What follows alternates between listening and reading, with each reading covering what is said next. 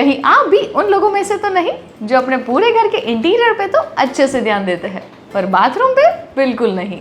अरे मजाक था भाई, मजाक। आप इस वीडियो को देख रहे हो, इससे ही पता चल गया कि आपको अपने घर के बाथरूम की भी फिक्र है। तो मैं आपकी अपनी इंटीरियर डिजाइनर हाजिर हूँ 5 कॉमन बाथरूम मिस्टेक्स लेके, जो आपको बाथरूम डिजाइन करते वक्त बिल्कुल भी नहीं करनी चाहिए। तो वीडियो को एंड तक जरूर देखना। और एक सेकेंड, चैनल को सब्सक्राइब किया? ओ अच्छा, कर दिया, फिर ठीक है।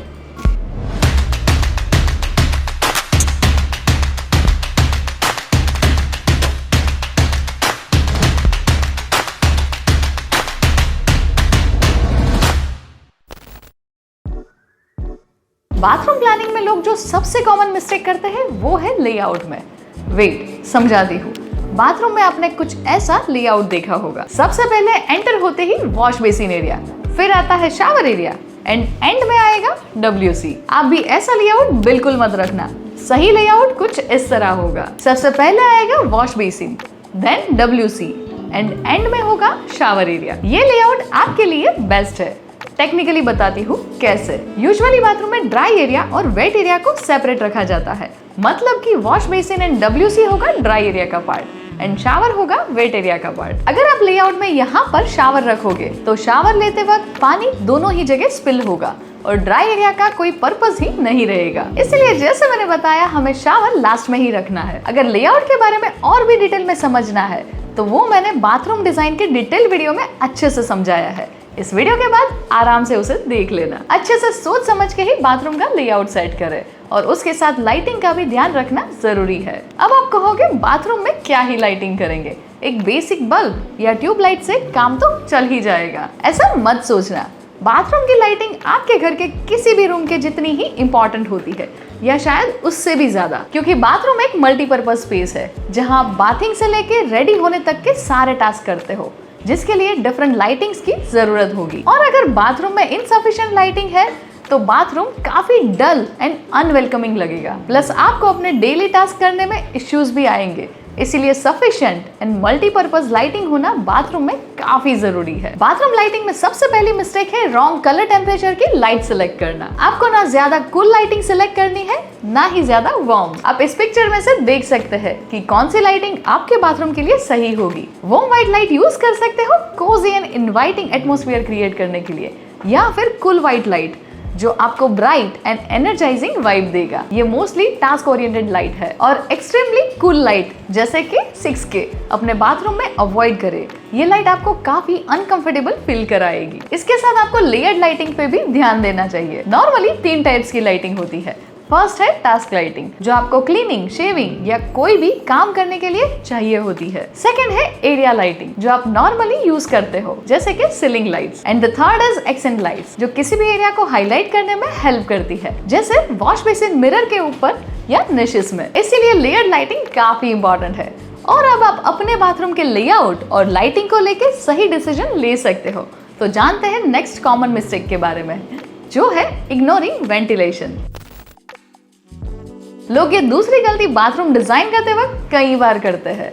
वो अपने बाथरूम में प्रॉपर वेंटिलेशन ही नहीं रखते, जो कि लॉन्ग टर्म में काफी प्रॉब्लम्स क्रिएट कर सकता है। क्योंकि बिना प्रॉपर वेंटिलेशन के बाथरूम में मोल्ड बढ़ने लगती है एंड धीरे धीरे अनप्लीजेंट ऑडर भी इंक्रीज हो जाती है, जो कि काफी इरिटेटिंग हो सकती है। लोग एक और गलती करते हैं कि घर बनवाते वक्त 2 बाथरूम्स को कुछ इस तरह साइड बाय साइड रखते हैं, तो ये वाले बाथरूम में वेंटिलेशन बिल्कुल ही 0 हो जाएगा। फिर इसका सॉल्यूशन ढूंढने पर कुछ ऐसा डिसाइड करोगे कि दोनों बाथरूम की कनेक्टेड वॉल पर वेंटिलेशन ग्रिल ऐड करोगे, बट ये कोई ऑप्टिमल सॉल्यूशन नहीं है। तो फ्यूचर में ऐसा आपके साथ ना हो, इसीलिए बाथरूम डिजाइन करते वक्त ही एग्जॉस्ट को इंस्टॉल करवा देना। एग्जॉस्ट फैन में सीलिंग और वॉल के लिए बहुत सारे डिफरेंट ऑप्शंस अवेलेबल है। आप अपने थीम के अकॉर्डिंग उसे सिलेक्ट कर सकते हो। अब ये एग्जॉस्ट फैन कैसे वर्क करते हैं वो तो आप सबको पता ही है, पर प्लीज इसे ऑप्शनल मत समझना।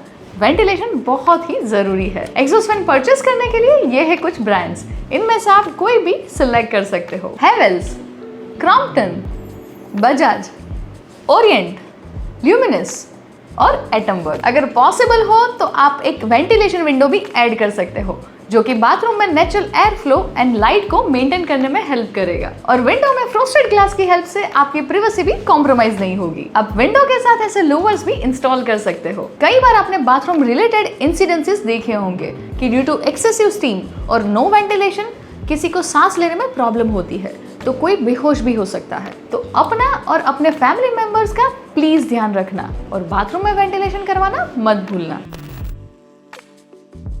तीसरी सबसे बड़ी मिस्टेक है जो लोग कॉमनली करते हैं, वो है वाटर प्रूफिंग और वाटर ड्रेनेज सिस्टम पे ध्यान नहीं देना। मैं आपको बताती हूँ कि वाटर ड्रेनेज और वाटर प्रूफिंग इतना इंपॉर्टेंट क्यों है। बिना वाटर प्रूफिंग के आपका फ्लोर डैमेज हो सकता है एंड बिना प्रॉपर ड्रेनेज सिस्टम के पानी एक जगह इकट्ठा होने लगता है। अगर आप अपार्टमेंट में रहते हो और आपके नीचे वाले घर के सीलिंग में लीकेज होने लगती है, तो अगेन आपके बने बनाए बाथरूम में खर्चा आ सकता है। ड्रेनेज इश्यू के कारण फ्लोर प्रॉपर्ली ड्राई नहीं होता और स्लिप होने के चांसेस काफी इंक्रीज हो जाते हैं, जो कि बहुत रिस्की है। तो आपको क्या करना चाहिए? एक इफेक्टिव ड्रेनेज सिस्टम के लिए ध्यान रखना है कि आपके बाथरूम में 1 to 2% जेंटल स्लोप होना चाहिए, जिससे पानी इजीली ड्रेन हो सके। आप वेट एरिया में एंटी स्किड टाइल्स लगवा सकते हो या कुछ ऐसी फ्लोर मैट्स एक्सीडेंट से बचने के लिए। इसके साथ एक और बात, इंटीरियर डिजाइन करवाते वक्त आपको कोई भी डाउट है लेआउट, कलर कॉम्बिनेशन या मटेरियल्स को लेकर, तो आप मुझसे पूछ सकते हैं एक 1-to-1 वीडियो कॉल पर। मैं खुद आपकी सारी क्वेरीज क्लियर करूंगी।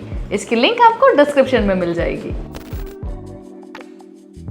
हम कई बार बाथरूम को अच्छा शो करने के एक्साइटमेंट में ये भूल ही जाते हैं कि बाथरूम में स्टोरेज की कितनी रिक्वायरमेंट होती है। स्टोरेज को निगलेक्ट करने के बाद बाथरूम क्लटर्ड दिखने लगता है, क्योंकि आपके पास अपनी बेसिक चीजों को स्टोर करने की जगह ही नहीं है। तो ऐसा आपके साथ फ्यूचर में ना हो, इसीलिए मैं आपको बताऊंगी क्या करना है। आप अपने शावर में बिल्ट इन निश करवा सकते हो अपने शैम्पू और सोप को रखने के लिए, क्योंकि ये इजी टू मेंटेन है और एस्थेटिकली भी बहुत प्लीजिंग लगती है। आप फ्लोटिंग कैबिनेट्स यूज कर सकते हो, जो आपके बाथरूम को क्लीन एंड मिनिमलिस्ट लुक देगा। अगर आप नहीं चाहते कि गीजर आपके बाथरूम के एस्थेटिक को खराब करे, तो पहले ही डिसाइड कर लो कहाँ पर आप गीजर सेट करना चाहते हो सके तो गीजर को लिंटर लेवल के ऊपर रखे।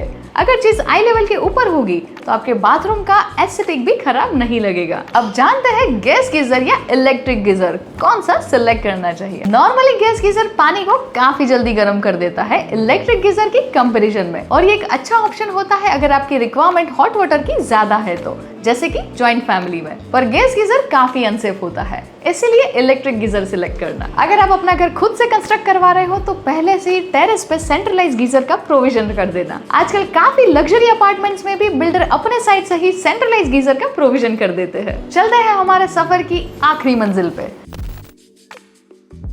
यार ये डिजाइन मस्त है, अरे वो डिजाइन भी मस्त है, ऐसा सोच के लोग बाथरूम में डिजाइन तो करवा लेते हैं, पर जब आगे जाके वो डिजाइन उनसे मेंटेन नहीं की जाती तो फिर रोने बैठ जाते हैं। और मैं तो बिल्कुल नहीं चाहती कि आप लोगों में से कोई भी ऐसी प्रॉब्लम में फंस जाए जहां उनको बाथरूम मेंटेन करना सरदर्द लगने लगे। इसलिए कोई भी डिजाइन सिलेक्ट करते वक्त उसको मेंटेन करने के एफर्ट्स को कंसिडर जरूर से कर लेना, ताकि ऐसा ना हो कि आप बाथरूम को क्लीन ही करते रह जाओ। इसलिए आपको बाथरूम में बड़े साइज के टाइल्स यूज करने चाहिए। जितने जॉइंट्स कम होंगे उतना मेंटेनेंस भी कम आएगा। आपको डिजाइन फ्यूचर प्रूफ रखना चाहिए, इसके लिए मटेरियल टाइमलेस और ड्यूरेबल होना जरूरी है। एक सजेशन दूं, वॉल के लिए मैट सरफेसेस को सिलेक्ट मत करना, उन पे वाटर स्टेन्स आ सकते हैं। सिलेक्ट ग्लॉसी सरफेस, ताकि उसे क्लीन करना आसान हो। मैं हमेशा बताती हूँ और बताती रहूंगी कि ट्रेंड्स को ब्लाइंडली फॉलो मत करना, आपकी यूजेबिलिटी पर ज्यादा फोकस करना। इस वीडियो के साथ मैंने प्रोडक्ट्स टैग की है जो सिर्फ आपके रेफरेंस के लिए है। अगर मैंने इस वीडियो से आपकी थोड़ी सी भी हेल्प की हो तो इस वीडियो को लाइक जरूर कर देना, अपने फ्रेंड्स और फैमिली से शेयर करें,